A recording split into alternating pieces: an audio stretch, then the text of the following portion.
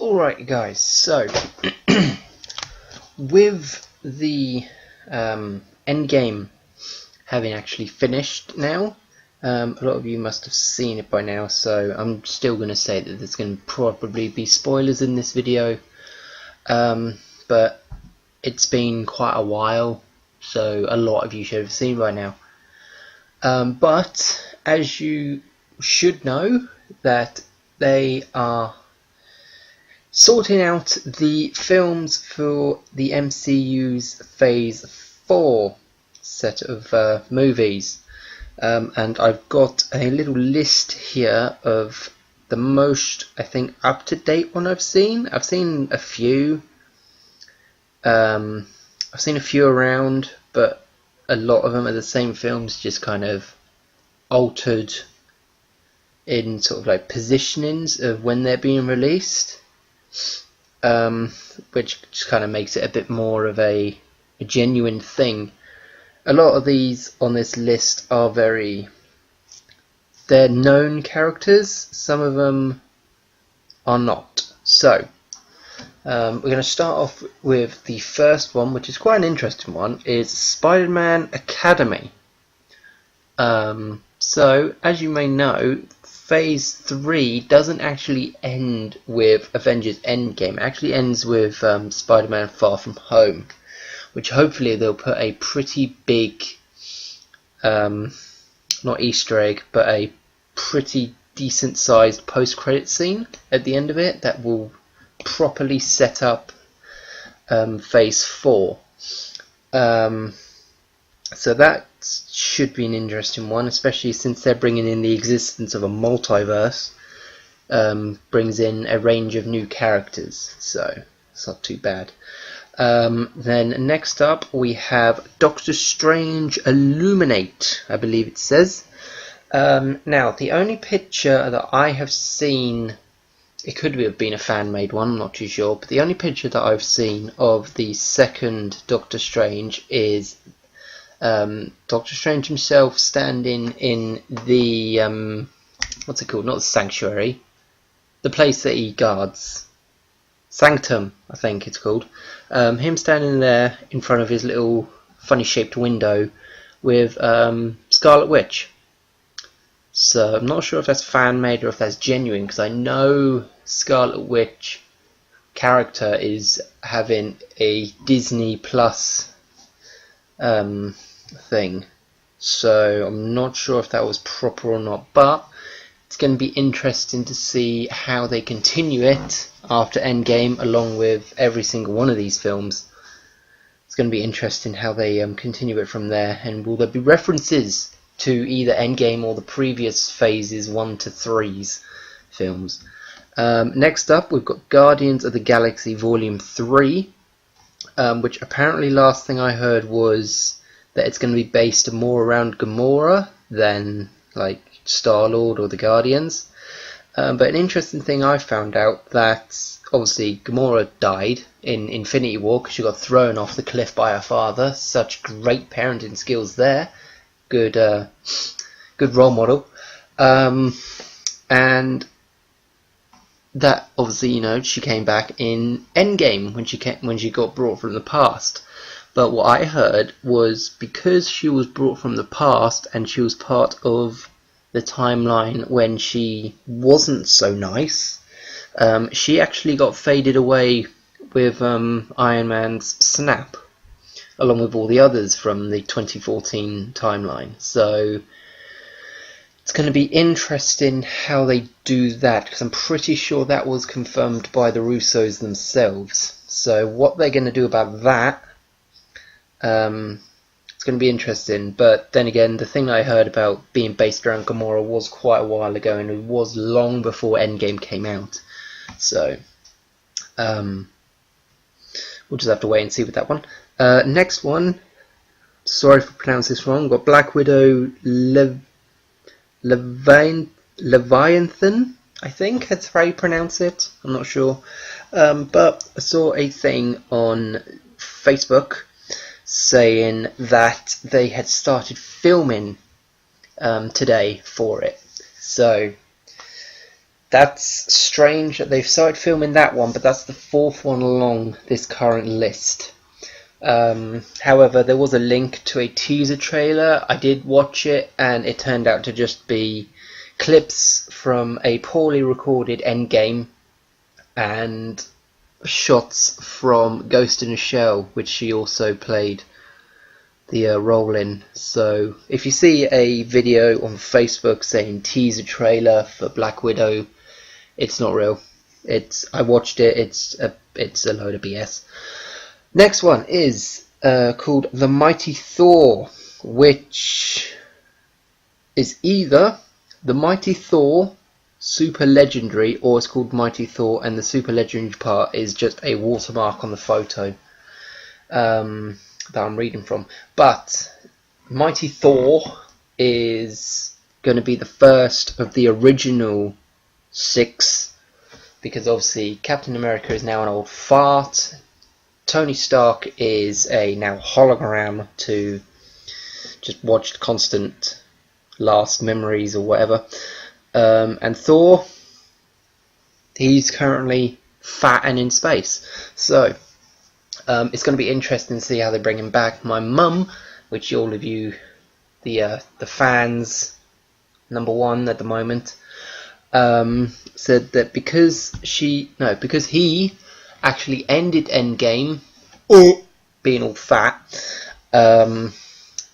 it's going to be, you know what's going to happen, it's going to be some big, not reveal, but it's going to have some major transformation, and it's just going to be epic because it's Marvel, and we know what they're like. So, coming in at number 6, we have the first of the new line of superheroes that the MCU have claimed, the Fantastic Four.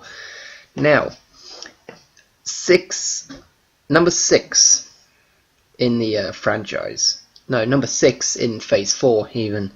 I know they're taking a quite long span of space, a long time span of break after Spider-Man Far From Home. Mainly, it's probably because to sort out the cast and everything for the new line of live-action superheroes that they need to cast for. But as an interesting one, leave your thoughts in the comments below who you think should play the Fantastic Four. It's going to be interesting to see who they pick. Hopefully they won't do what I believe it was what Sony did, and I'm not being racist, but Johnny Storm isn't black, but I do think it was kind of racist, to be honest, because Johnny Storm's black. What does he do? He flies around on fire. What generally happens to things on fire? Exactly. So I didn't watch it. It wasn't enough to be a Marvel film that Stan Lee himself didn't even do a cameo in it. So yeah, I haven't seen the remake of the Fantastic Four, and I don't think I ever will, to be honest. I might do, just as like, right, let's have a look, let's just see what it's like. I don't know. Next up we have Wasp. The screen is quite bad, so do forgive me. I'm just going to say part of this because I can't see what that part is in the middle. The Wasp escape the Microverse. So we have a multiverse introduced with Spider-Man Far From Home. So the Wasp is getting her own solo film in the Microverse, which could possibly mean traveling once again into the what's it called? The place that they go to. I don't know what it's not Shadow Realm. I don't know what it's called. The place they go to in Endgame to go back in time. But I haven't seen Ant-Man and the Wasp, so I've seen the post-credit scene when they go into dust. So I know it's set during Infinity War, but it's released after it. But that'll be interesting. It's strange that Ant-Man's not there. Then we got everyone's favourite, Black Panther, Secret Empire.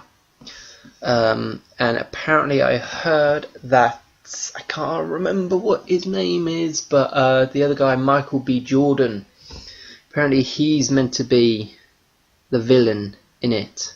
So, but there was two of them. So it's going to be a fun one with that. Two villains. Then next, in proper like classic, what's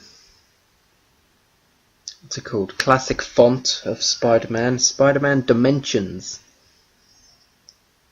So that's probably going to be something else, introducing some more Spidey characters.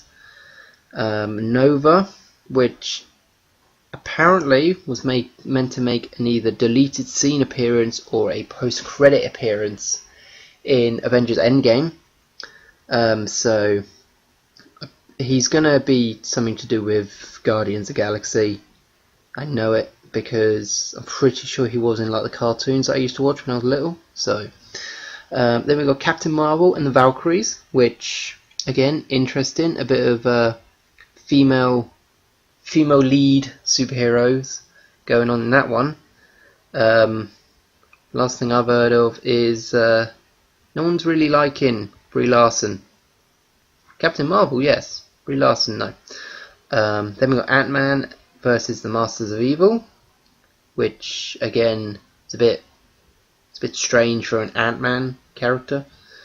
Then we got Warlock, which was cameoed in the post-credit scene of Guardians 2.